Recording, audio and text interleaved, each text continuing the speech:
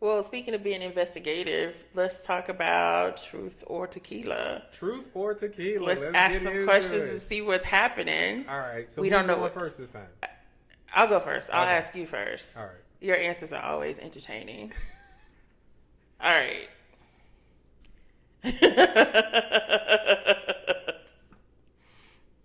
Say something nice about your least favorite ex.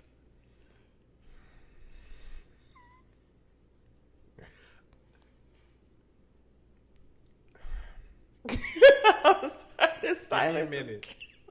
Give me a minute. I'm trying to find it.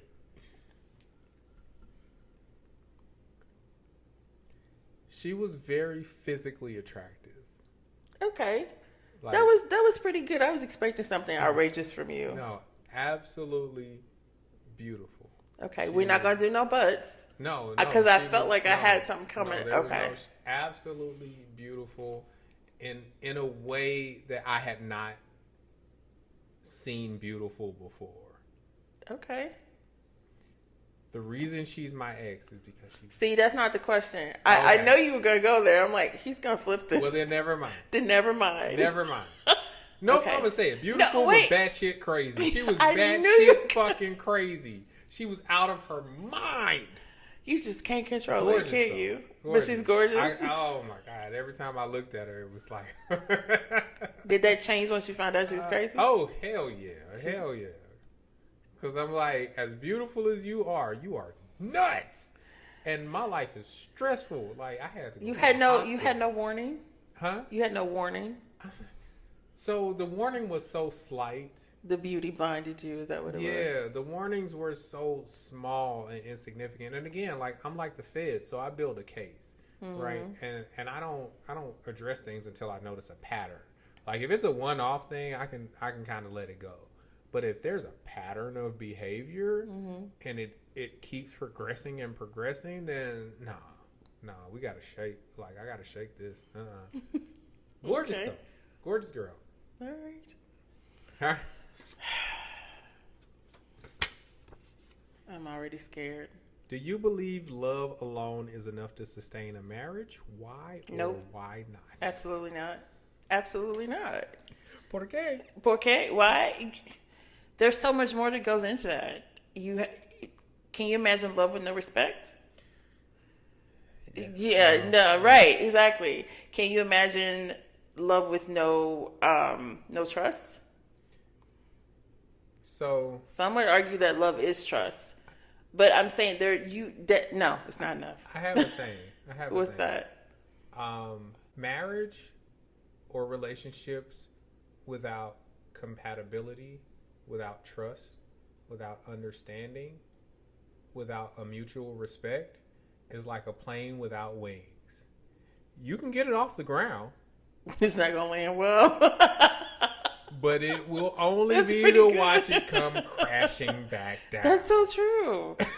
It's true. Some people start off and try to sustain off of a vibe or like how you made me feel or how you make me feel and don't give any kind of consideration of are you compatible to your point? Yeah. Like, does this make sense? Because all that feeling stuff, those butterflies go away. Those feelings fade eventually. Right. Like, people love the beginning and they love talking about the longevity. Nobody talks about the middle. No. The sustainnability period. No, we don't talk we even skip enough the middle about in that. movies and That's books true. and Well, love movies only get like an stories. hour and a half. Yeah. But- even the series, like there's so much time and space that passes in between episodes and the events that are happening. Even when they make series and movies about true stories, like they don't tell you about the amount of time that passed between this event and the next event. They just don't. And there's a lot of time that passes. Well, And that they don't doesn't show it doesn't sell, and then you only got so much space. So to your point, you're right. They don't. They don't talk about the middle. No. But not at all. to answer the question, absolutely not. All Be right. way more than love. Okay, Next question. got this one for you. If your partner never changed from how they are today or when you met them, would you still want to be with them forever? 100%. Like, I think that, and there was a saying that I saw online. There was a saying that women get into relationships hoping that their partners do change. Men get into relationships Oh, hoping that their partners don't. Okay, I think I've read that before. Yeah. And yeah, if my partner remains the person that I met originally, I mean, every part of it, yeah, that would be awesome. I'm going to play devil's advocate. Okay, so the partner doesn't change, but what if you do? Even if I do, if the And partner you no remains longer consistent, I think that's dope. But what if you grew out of that? Whatever it was that attracted you in the first place. Yeah, I don't. The things that initially attract me to people, I don't think that's going to change. It hasn't changed since I was in high school. Okay. All right. I've always liked chocolate skin and thick legs. I like chocolate skin and thick legs today. Popeyes hate to see you coming. Okay, sorry. Go ahead. Your turn. What's the biggest sacrifice you've made for a relationship? I don't recall making a big sacrifice for any relationship. I mean, there's always costs when you involve another person in your life, but like I do know. I do. But was it really big? Well, it's the only one I could think of. So I had researched and decided that we should move out of the country.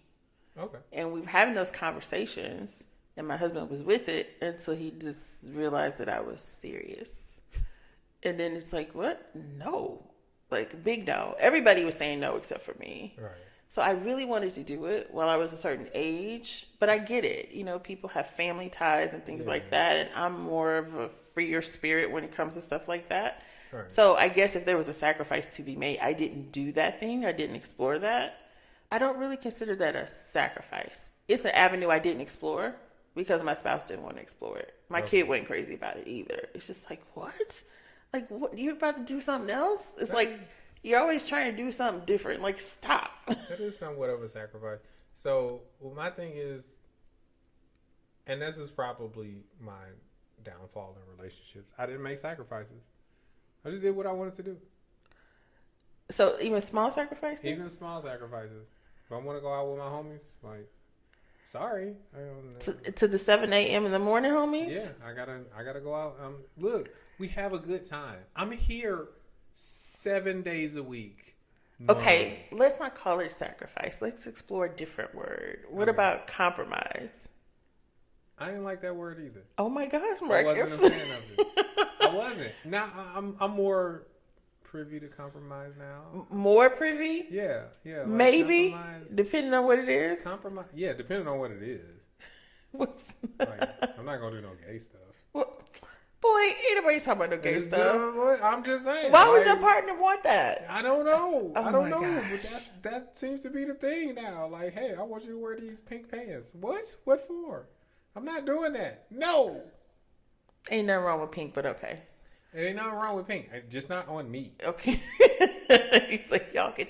Even the NFL, they'll wear pink every now and again to support breast cancer. So if you were on the NFL winning team and it meant your contract. You are talking to someone who was recruited for a highly known wrestling team.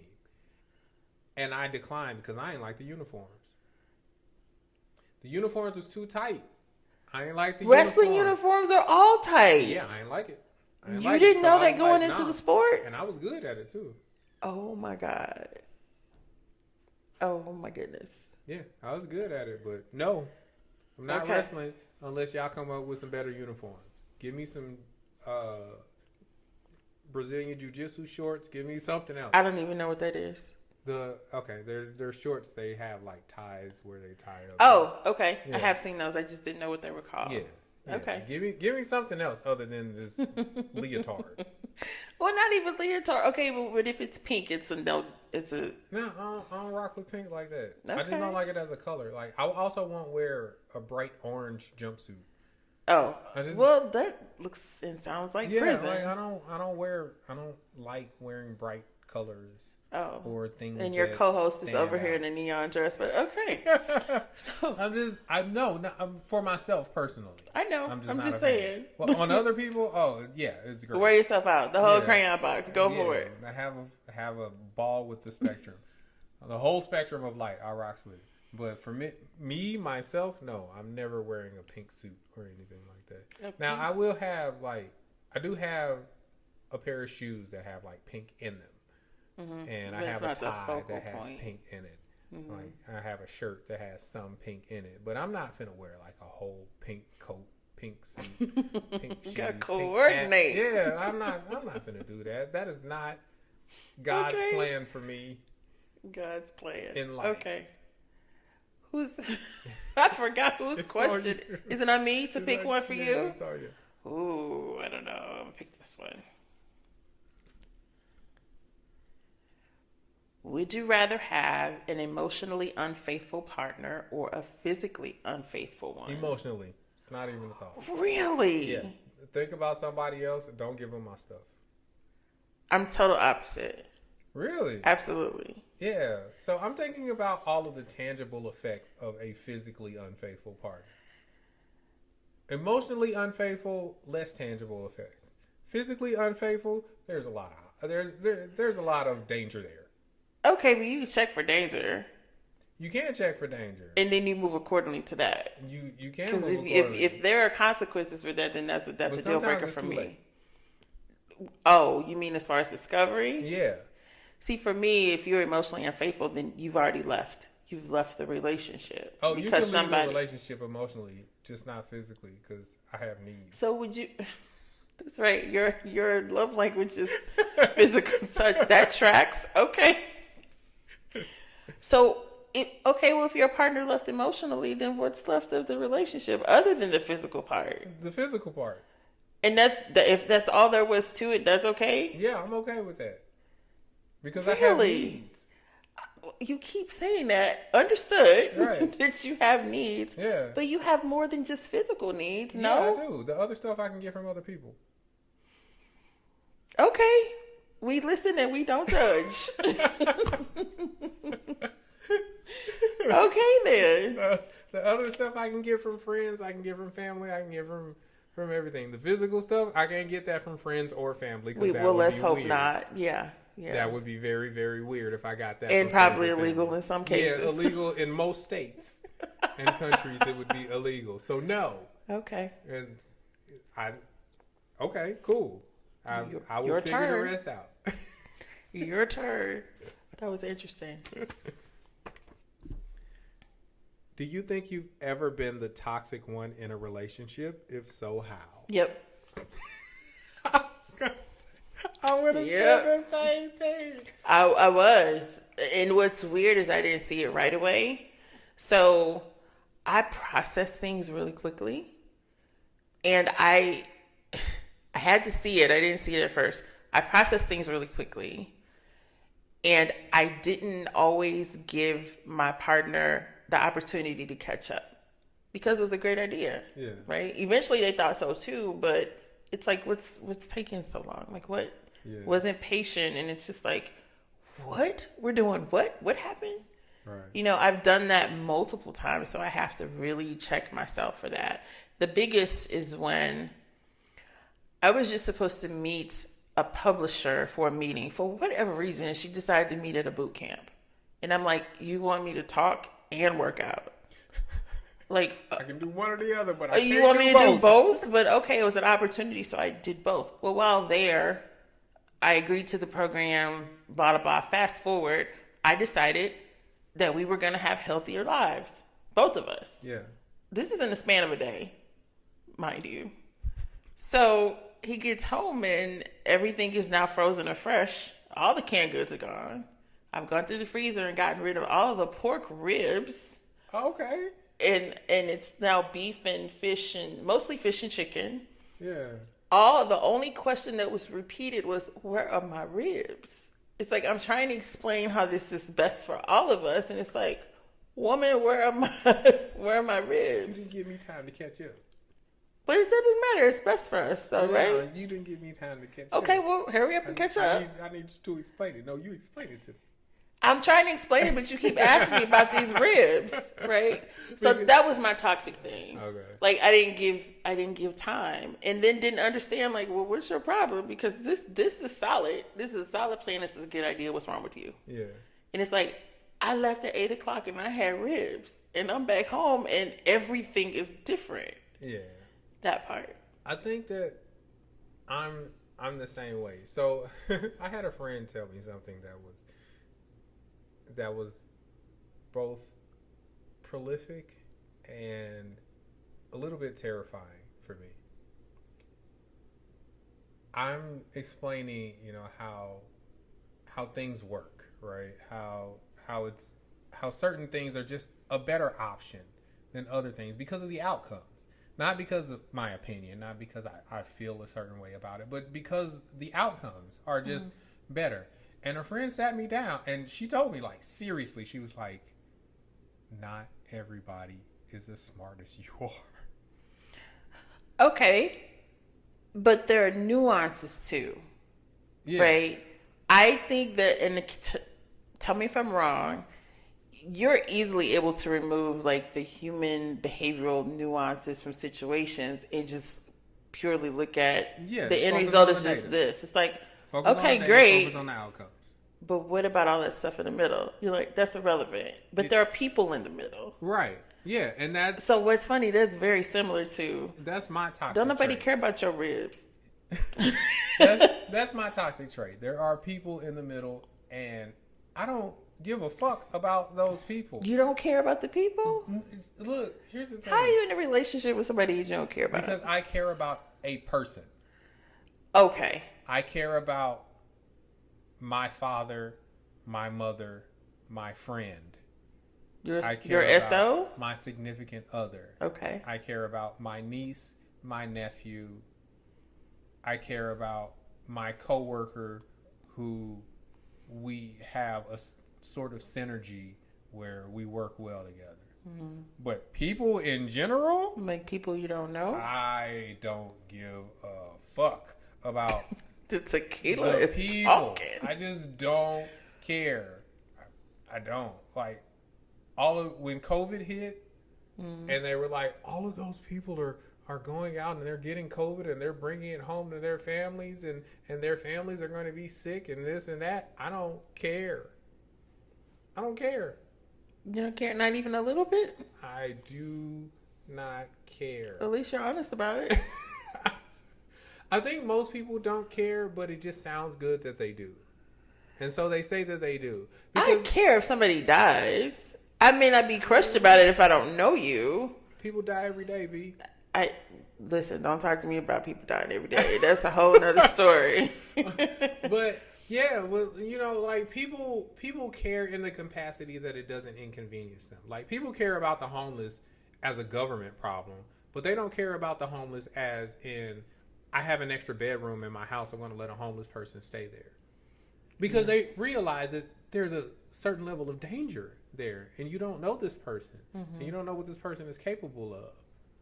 But then they go, but the government should take care of this. The government should put them in houses, not my house, because I don't. But houses somewhere. I don't want this fucking homeless person in my house, smelling up my bedroom. Stop it. Stop. But the government should absolutely put them in government houses, and it's like, maybe the government feels the same way you do. Good point. All right, we're on our last question. Okay. This is yours, right? I have no idea. This week I'll make it yours.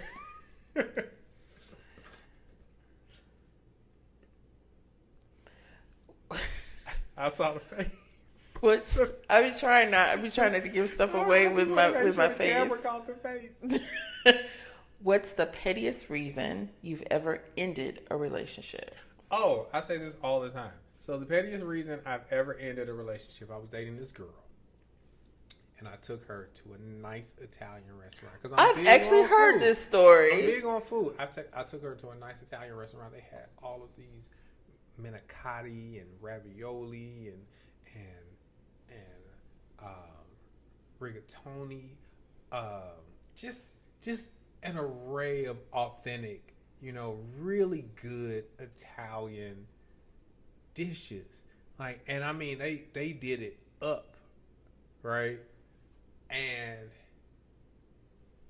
I'm looking through the menu. I'm telling her about all of the different dishes they have and all the different pastas and the wine. The wine was the pairing. They had wine pairings with the food. It was great. And I'm telling her about all of these things. And then the server comes to the table. And she's like, what will you have? And she was like, I just want some spaghetti. I have heard the story before, but wait. Did she say spaghetti like that? Yes, she said it exactly. I just want some spaghetti. Y'all got spaghetti. Stop. But you broke up with her because of that? Lost it. I couldn't do it. I could not. I couldn't. Did you at least finish the date? I finished the date. You had a stank face the whole time. Oh my God. It was terrible. Because listen. So let me just ask though.